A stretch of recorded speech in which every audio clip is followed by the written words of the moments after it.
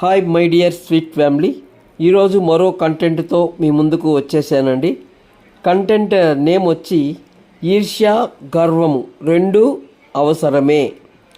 అయితే ఇన్ని రోజులు మనం అందరము అనుకుంటూ ఉంటాం, ఎవరినైనా చూసి అయ్యో ఈర్ష్య పడకూడదు, అలాగే మన యొక్క గొప్పతనం చూసి గర్వపడకూడదు అని అనుకుంటాం.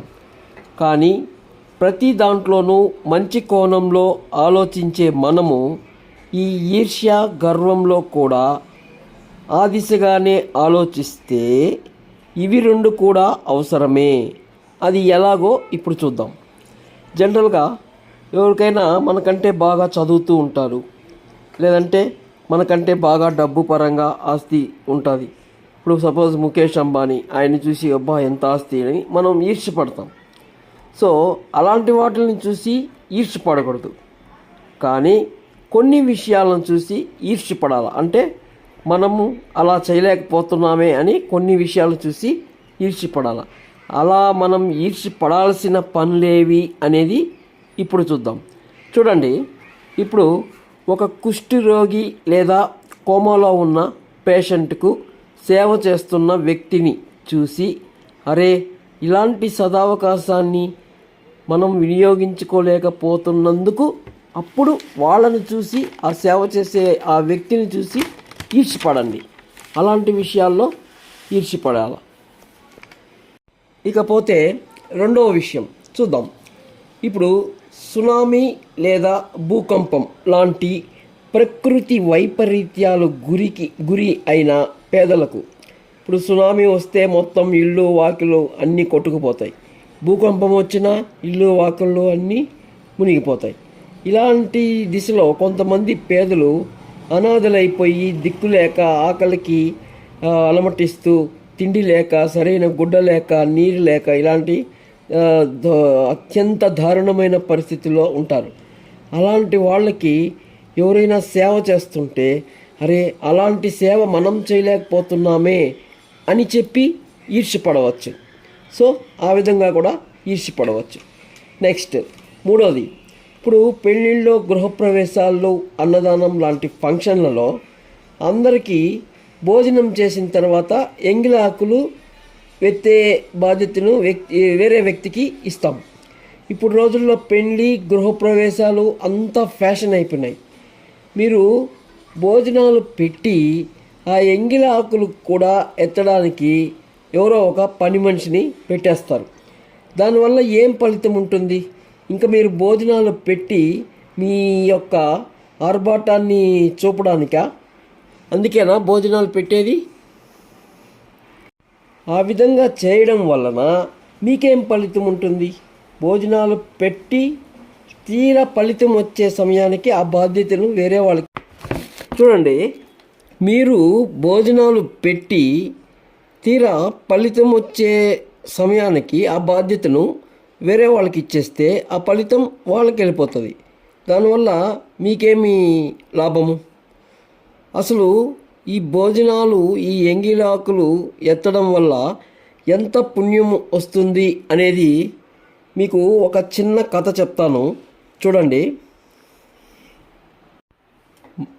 మహాభారతంలో ధర్మరాజు ఒకసారి రాజసూయ యాగం చేసేటప్పుడు అందరికీ, ఇటు కౌరవులకి, పాండవులకి, తన వాళ్ళు అనుకున్న ప్రతి ఒక్కరికి తలా ఒక బాధ్యత అనేది అప్పచెప్తాడు.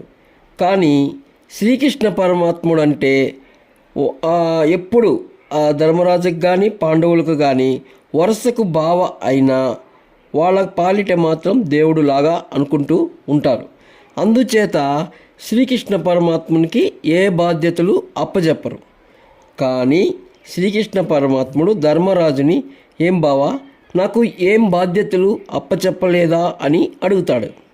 అప్పుడు ధర్మరాజు, నువ్వు మా ఆపద్బాంధవుడివి బావా, నీకెట్లా బాధ్యతలు అప్పగిస్తాను బావా అని బదిలిస్తాడు. అప్పుడు శ్రీకృష్ణ పరమాత్ముడు స్వయంగా తానే ఒక బాధ్యతను తనకు ఇవ్వమని అడుగుతాడు.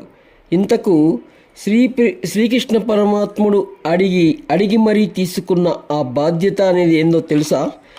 అతిథులు భోంచేసిన తరువాత ఆ విస్తర్లు ఎత్తే బాధ్యత అడిగి తీసుకుంటాడు. చూసారా, అతిథుల విస్తర్లు ఎత్తడం అంటే ఎంత పుణ్యము, ఎంత గొప్పతనమో, ఎంత పుణ్యం వస్తుందో. సాక్షాత్తు శ్రీకృష్ణ పరమాత్ముడే కోరి మరీ తీసుకున్న బాధ్యత ఎంత గొప్పదై ఉంటుంది. అందుకే అందరికీ పేరు పేరున ప్రతి ఒక్కరికి చెప్తున్నాను, మీ ఇంట్లో జరిగే శుభకార్యాలలో ఈ పని మాత్రం మీరే చేయండి.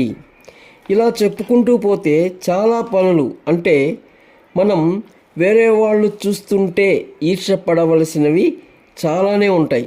బ్లడ్ డొనేషన్, అనాథ శరణాలయం, ఇలా చెప్పుకుంటూ పోతే చాలా ఉంటాయి. సో కాబట్టి అలాంటి మంచి పనులు ఎవరైనా చేస్తుంటే వాళ్ళని చూసి మనం చేయలేకపోతున్నందుకు ఈర్ష్యపడవచ్చు. అంతేగాని ఇతరులకు ఉండే డబ్బు, వాళ్ళకు ఉండే బంగారు, వాళ్ళ ప్రాపర్టీస్ చూసో వాటిని చూసి ఈర్ష్యపడాల్సిన అవసరం లేదు. సో ఇప్పుడు ఈర్ష్య అనేది అయిపోయింది. ఇంకా పోతే మిగిలింది గర్వం. మనం ఏ ఏ విషయాలపైన గర్వపడాలి అనేది ఇప్పుడు చెప్తాను. మనము ముఖ్యంగా గర్వపడాల్సిన విషయాల్లోకి వస్తే ఫస్ట్ మనం ఈ మానవ జన్మ ఎత్తినందుకు గర్వపడాలి. ఎందుకంటే ఏది మంచి ఏది చెడు అని విచక్షణారహిత జ్ఞానము కలిగి ఉండేది కేవలం ఈ మానవ జన్మకే. సో ఇతర జీవుల్లో లేని ఈ గొప్ప అవకాశం మనకు వచ్చినందుకు మన జన్మను చూసి మనము గర్వపడాలి. ఇది నెంబర్ 1.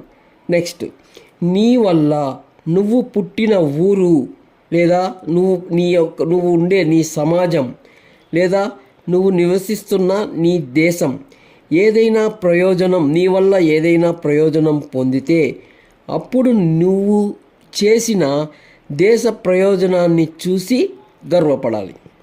ఇది రెండోది. ఇకపోతే నీలో ఉన్న దేశభక్తి, నిజాయితీ, మంచితనం చూసి గర్వపడాలి.